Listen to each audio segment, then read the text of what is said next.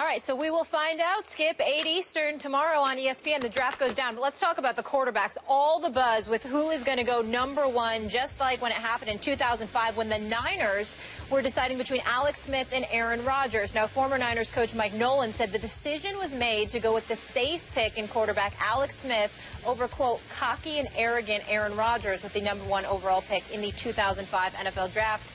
Stephen A., big mistake here to take Smith over Rodgers, your boy? Where's Mike Nolan working? Where's he working? Skip? Answer the question. Answer the question, Skip. Where is Mike Nolan working at right now? Next question. Where is he working at right now? Is he working someplace? Where is Mike Nolan? Well, I heard from him yesterday. I rest my case. We heard from him. I know he's still alive. We know he's still alive. We just don't know if he's employed. I wonder why. Okay? Look, I like Alex Smith. I've chided him for being a game manager in the past, but the man doesn't turn the ball over for the most part. He's a talent. He can run a football team. He doesn't knock your socks off. He's above average. Okay, and the Kansas City Chiefs have gotten to the playoffs, and I think Andy Reid, who I love, has done a wonderful job with them, okay? But the reality is there's only one boy. That's a bad man. Yeah, we know who that is. And it ain't Brick from General Hospital. Like my man Sonny Corinthos said. He said, you're a bad man. You said, he said about me, and I appreciate it. But the flip side is that it's really about Aaron Rodgers. That is the bad man. Aaron Rodgers is the greatest talent at the quarterback position my eyes have ever seen. And I'm here to tell you something right now. These scouts, and I'm being serious here, taking all of this aside, because I'm not going to chide Mike Nolan. Mistakes happen. Nobody's perfect. I get all of that. But, Skip, seriously, as somebody who's covered the NFL for over 30 years, for crying out loud, help me out here. Help me understand this. Doesn't it annoy you when you hear these talent evaluators and it's like they're looking for excuses not to pick somebody? Aaron Rodgers, you got off-the-field issues, that would be different. You got physical ailments, that would be different. He's cocky, arrogant. That's why. Don't you want that? That's why. You're damn right you want that from the quarterback position. You want a guy that's going up in it, please, I got this. Give me the football. Move out the way. I know what I'm doing. You want the quarterback to have that mentality. You want him to be unflappable. You want him to have intestinal fortitude. You don't want him being somebody looking like Jay Cutler, just a tad bit removed from from depression or crying out loud. Not to knock those out there who's got depression, but I keep saying it. The only time I've ever seen Jay Cutler smile was when he was signing his new contract. That's it. Outside of that, he's a perpetual piece of depression. That's how he looks. And that's what it is. Was this a Jay Cutler question? How did he get in this? I'm saying to you, completely gratuitous cheap shot. Yeah, it was. But the point that I'm trying to make to you is this. When you talk about Aaron Rodgers, I see a dude that was on the radio when he's telling everybody R-E-L-A-X, relax. I see Joe Cool. I see that demeanor. I see that swag. I see it in Tom Brady, too, of course, no doubt. But I see it in Aaron Rodgers. I see it in Drew Brees to some degree, of course. But I see it in Aaron Rodgers. And I'm like this. You watching Aaron Rodgers come out of college and Alex Smith, and you talking about Alex Smith had all the necessary credentials, and Aaron Rodgers, it basically came down to he was arrogant? Really? That just drives me crazy. You know, I get to the point sometimes, Skips, where I don't think these teams should even be allowed to interview dudes. You should watch the tape and do an investigation into their history and leave it at that, because the nonsense that they come up with not to pick certain people is just so egregious to me, it's annoying. Arrogance? That's why. That's your knock, you're doing all right. You picked Alex Smith. You're the San Francisco 49ers. You picked Alex Smith instead of Aaron Rodgers because he was too arrogant. You got to be kidding me. I mean, come on, man. Please. By the way, I now have a new nickname for my man, Rodgers.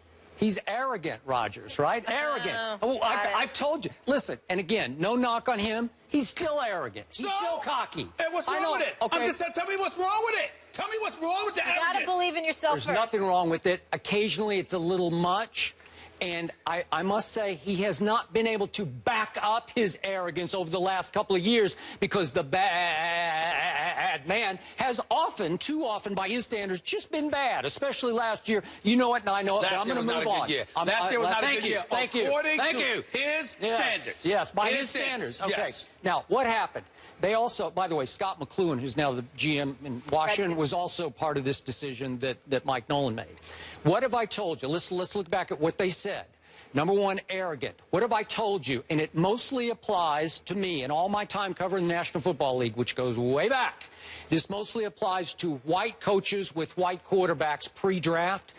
They fall in love with the kid. Like he's such a coachable kid. Remember, Mike Nolan was the son of Dick Nolan, a guy I covered who was a former Cowboy coach. He goes way back before your time, former New Orleans head coach. He's old school. And I'm sure he looked in Alex Smith's eyes and said, what a great kid this is. Aaron Rodgers, God, he kind of, he put me off a little bit. Come on, is he really that full of himself? Is he really that great? Because he wasn't that great at Cal. His mechanics were a disaster at Cal. And Mike Nolan said yesterday, we knew it was going to be a big project to rebuild his mechanics. So they didn't want to work. Okay. So they didn't want to work. All right. But remember, they needed to throw somebody into the fire immediately because that team in San Francisco was 2-14. Ted Thompson had just taken over in Green Bay. They got Aaron Rodgers at 24. You know why they got him at 24? Because their quarterback was Brett Favre. And so they had a good team already. And what happened in Green Bay? Aaron Rodgers got to go sit for not 1 year, not 2 years, 3 years he got to sit. And you said, but we all know that was about Brett Favre. Okay, but it was also Aaron about, was worried, it was ready. Was also about 3 years. Mike McCarthy and company, when he took over, they had to rebuild Aaron's throwing motion. And I agree with you. That's fair. Is beautiful to watch, but they did. Okay. And by the time he was finally ready, it was 3 years in, and Brett Favre was at the end. So it was right on schedule. Skip, you can make an argument that, first of all, I will not dispute that Aaron Rodgers sitting down the first year. That was a given. I get that. I understand that. And you do make a compelling argument that San Francisco had to get somebody to insert in there. They threw him into the fire. At that particular moment. That's fair. But the flip side to it, Skip, is that Mike McCarthy and those guys, whatever work they do, either they're magicians or Aaron Rodgers had a lot of ability and was able to adjust. Because by year 2, he was ready to go because they were talking about Brett Favre leaving then. But obviously, you couldn't push Brett Favre out the door. So don't give me year 2 and 3 that Aaron Rodgers sat down when he was ready to go, but Brett Favre didn't want to leave, okay, until he was pushed out. Was Aaron really ready when he finally got a shot? Yes, he was. Let me tell you something. He was ready when he got a shot, and there's no doubt about that, and I understand that. His first year, when he started 16 games, Skip, he completed 63.6%. I got a computer. You got your notes. I got a computer. I don't have a computer. Well, I'm helping you. I'm at a huge disadvantage here. Oh, you got notes. Stop it. I'm not knocking you for not knowing. I do have a computer. Actually, that is a lie because you write down everything, so stop it. But here's the point. Okay, thank you very much. Aaron Rodgers, first year, started all 16 games. He threw for 4,038 yards. Oh, he was good. 28 touchdowns, 13 interceptions. First year, okay? He wasn't so good. Won a Super Bowl, okay? Last year was a bad year. Bad year. Thank you. We agree. For Aaron Rodgers. Let me tell you what a bad year for Aaron Rodgers is. Please allow me to do this. Started all 16 games. Finished 10-6. I mean, he only completed 60.7% of his passes. I mean, just terrible. Just terrible. Terrible. Aaron Rodgers, oh, my God. Okay. 3,821 yards. That's not Aaron Rodgers. 31 touchdowns, 8 interceptions. A quarterback rated of 92, a QBR of 64. That is a bad year for Aaron Rodgers. At some point in time, when is Skip Bayless? Because, you've been covering the NFL for so long. You are the leader of the pack. When are you going to step up? When are you going to hold yourself and other pundits accountable, Skip Bayless, for sitting up and hold, not the pundits accountable, but when are you and other pundits going to hold NFL officials accountable? If you can't foresee certain things, why do you have your job? You're not playing. Your job is to see some of this stuff. And I understand taking Alex Smith first under your premise. My point is, we're talking about the quarterback position. We're talking about a guy, and Aaron Rodgers has been at the helm the last 8 or 9 years, that could literally go 8 or 9 years more. I got it. Why? Okay, Can't they see by that? the way, can I throw in one last stat out of the back of my head? Probably wrong. That you wrote down somewhere. Go ahead. Go ahead. No, Go ahead. this is recall. It's in the noggin. I got a lot of recall, too. Go ahead. Since the Packers and Aaron Rodgers won their only Super Bowl a decade ago, right? A decade ago? Yeah. What is he now? 2-4 in the postseason? I forget. I'm hazy on the stat. But he hasn't been very good in the playoffs since then. And I know for a fact he's lost a couple of home games in the playoffs, which is not a pretty sight for somebody you call the greatest quarterback you've ever seen throwing the football. Now, back to Alex Smith. Sometimes it's right place, right time. For Aaron Rodgers, wrong place, wrong time for an Alex Smith. Are you saying Alex Smith is a bust? I think he gets a bad rap because he is not Jamarcus Russell, right? I don't believe he's not. He's certainly not Jamarcus Russell. And Alex Smith is a really nice game-managing quarterback. He is. So he gets thrown into the fire for a team that goes 4-12 the first year, and he starts 7 games. Then they go 7-9, 5-11, 7-9, 8-8, 6-10, and then Harbaugh comes in, a real quarterback coach, and they go 13-3 with Alex Smith. So he's capable of managing the game at that high of a level. Yeah, but are you winning because of him or in spite of him? Or he's just neither. You know what you're doing? He's along for the ride.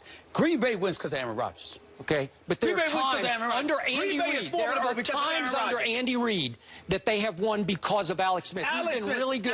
He is 30-16 as a starter. And I'm not knocking that. But the problem is, on too many occasions when we watch Alex Smith, when you need plays to be made, when you need someone to lead, when you are trailing and you're operating behind the 8 ball and you need somebody to step up and be like, I'm going to get it done. Someone that strikes fear.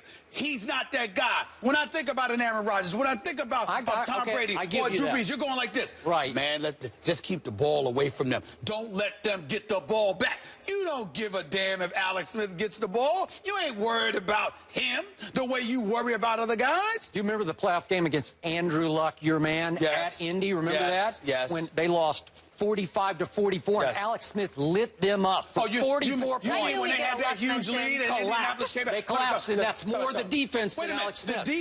The defense collapsed in terms of what they gave up to Andrew Luck. But how come the offense couldn't engage in ball control? They lost everybody. They lost their receivers. I think they lost 2 running backs. Well, you always commenting about how Tom Brady don't have anything, but somehow, some way, he makes something happen. We're talking about the greatest quarterback. Well, I'm telling you, you never mentioned the word great when it comes to Alex Smith. Period. Well, I just say he's not a bust. You know, people write him off like, okay, he's not a bust. But it wasn't. He's average. It was a closer call than people give this credit for, because he has lived up for a long period of time to being at least a top, I'm going to say a top 15 quarterback. Is that fair? Well, I'm serious. How many teams in the league? All right, I'll go top 10. I'll say he's the 10th best quarterback.